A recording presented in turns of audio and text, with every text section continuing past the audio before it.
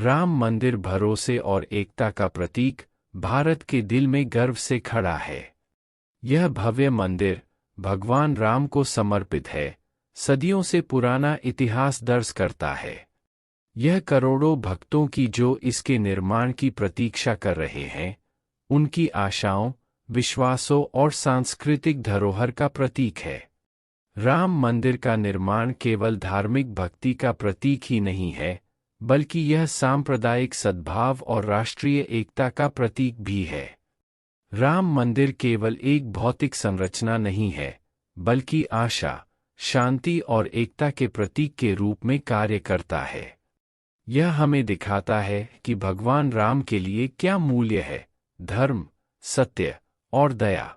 जब भक्त इस पवित्र स्थल पर आते हैं, तो वे केवल आध्यात्मिक सुख की तलाश में ही नहीं हैं, बल्कि इन अच्छे गुणों के प्रति अपने प्रतिबद्धता को नवीनीकरण करते हैं। राम मंदिर हमें विश्वास की दुर्नित शक्ति और साझा सांस्कृतिक धरोहर की दीर्घकालिक शक्ति के प्रति याद दिलाता है। आज हम राम मंदिर के बारे में विस्तार से जानकारी देते हैं। यह मंदिर उस स्थान पर स्थित है जिसे हिंदू धर्म के प्रमुख देवता राम का जन्मस्थान माना जाता है।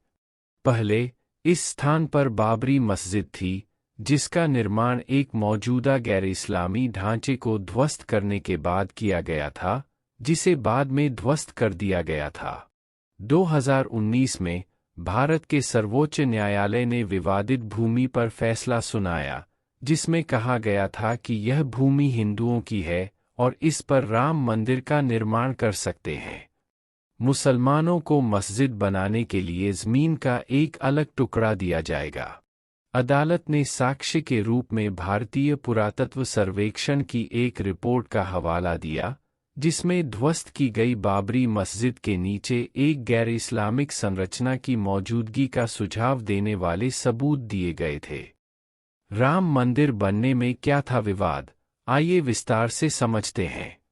16वीं शताब्दी में बाबर ने पूरे उत्तर भारत में मंदिरों पर आक्रमण की अपनी श्रृंखला में मंदिर पर हमला किया और उसे नष्ट कर दिया। बाद में मुगलों ने एक मस्जिद, बाबरी मस्जिद का निर्माण किया, जिसे राम की जन्मभूमि, राम जन्मभूमि का स्थान माना जाता है। धार्मिक हिंसा की पहली घटना 1853 में दर्ज की गई थी। दिसंबर 1858 में ब्रिटिश प्रशासन ने विवादित स्थल पर हिंदुओं को पूजा, अनुष्ठान आयोजित करने से प्रतिबंधित कर दिया। मस्जिद के बाहर अनुष्ठान आयोजित करने के लिए एक मंच बनाया गया था। दिसंबर के 22 से 23, 1949 की रात को बाबरी मस्जिद के अंदर राम और सीता की मूर्तियां प्रकट हुई और अगले दिन से भक्त इकट्ठा होने लगे। 1950 तक राज्य ने सीआरपीसी की धारा 145 के तहत मस्जिद पर नियंत्रण कर लिया और मुसलमानों को नहीं, बल्कि हिंदुओं को उस स्थान पर पूजा करने की अनुमति दी। 1980 के दशक में हिंदू राष्ट्रवादी परिवार, संघ परिवार से संबंधित विश्व हिंदू परिषद ने हिंदुओं के लिए इस स्थान को पुनः प्राप्त करने और इस स्थान पर राम लल्ला को समर्पित एक मंदिर बनाने के लिए एक नया आंदोलन शुरू किया। विश्व हिंदू परिषद ने जय श्री राम लिखी ईंटें और धन इकट्ठा करना शुरू कर दिया।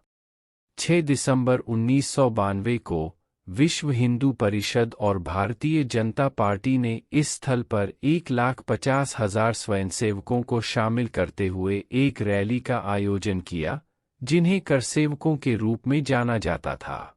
रैली हिंसक हो गई, भीड़ सुरक्षा बलों पर हावी हो गई और मस्जिद को तोड़ दिया। –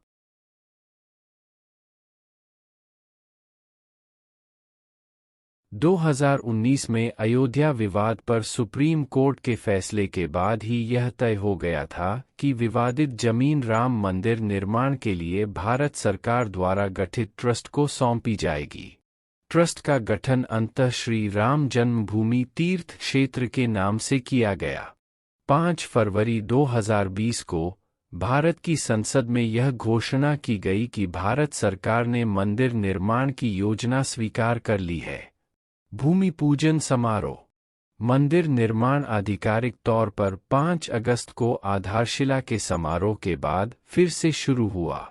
3 दिवसीय वैदिक अनुष्ठानों को आधारशिला के समारोह से पहले आयोजित किया गया था, जो कि भारत के प्रधानमंत्री नरेंद्र मोदी द्वारा आधारशिला के रूप में 40 किलो चांदी की ईंट की स्थापना हुई। 4 अगस्त को रामार्चन पूजा की गई। भारत भर में कई धार्मिक स्थानों से भूमि पूजन, मिट्टी और पवित्र पानी के अवसर पर त्रिवेणी संगम नदियों के गंगा, सिंधु, यमुना, सरस्वती पर प्रयागराज, कावेरी नदी पर तालकावेरी, कामाख्या मंदिर असम और कई अन्य लोगों में एकत्र किए गए थे। मंदिर को आशीर्वाद देने के लिए देश भर के विभिन्न हिंदू मंदिरों, गुरुद्वारों और जैन मंदिरों से मिट्टी भी भेजी गई। इनमें से कई पाकिस्तान में स्थित शारदा पीठ थी। मिट्टी को 4 धाम के 4 तीर्थ स्थानों के रूप में भी भेजा गया था। संयुक्त राज्य अमेरिका, कनाडा और कैरिबियन द्वीपों के मंदिरों ने इस अवसर को मनाने के लिए एक आभासी सेवा का आयोजन किया। 5 अगस्त को प्रधानमंत्री नरेंद्र मोदी हनुमानगढ़ी मंदिर में हनुमान की अनुमति के लिए गए थे। इसके बाद राम मंदिर का शिलान्यास हुआ।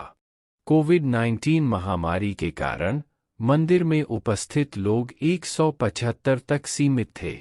वास्तुकार राम मंदिर का मूल डिज़ाइन 1988 में अहमदाबाद के सोमपुरा परिवार द्वारा तैयार किया गया था। सोमपुरा ने कम से कम 15 पीढ़ियों से दुनिया भर में 100 से अधिक मंदिरों के डिज़ाइन में योगदान दिया है, जिसमें सोमनाथ मंदिर भी शामिल है। मंदिर के मुख्य वास्तुकार चंद्रकांत सोमपुरा थे। उनकी सहायता उनके 2 बेटे निखिल सोमपुरा और आशीष सोमपुरा ने की, जो वास्तुकार भी हैं। मूल से कुछ बदलावों के साथ एक नया डिज़ाइन 2020 में सोमपुरा द्वारा तैयार किया गया था। हिंदू ग्रंथों, वास्तुशास्त्र और शिल्पाशास्त्रों के अनुसार मंदिर 250 फीट चौड़ा, 380 फीट लंबा और 161 फीट ऊंचा है। एक बार पूरा होने पर मंदिर परिसर दुनिया का तीसरा सबसे बड़ा हिंदू मंदिर होगा। भी इमारत में कुल 366 कॉलम हैं। स्तंभों में प्रत्येक में 16 मूर्तियां हैं, जिनमें शिव के अवतार, 10 दशावतार, 64 योगिनियां और देवी सरस्वती के 12 अवतार शामिल हैं। सीढ़ियों की चौड़ाई 16 फीट है। विष्णु को समर्पित मंदिरों के डिजाइन के अनुसार गर्भगृह अष्टकोणीय है।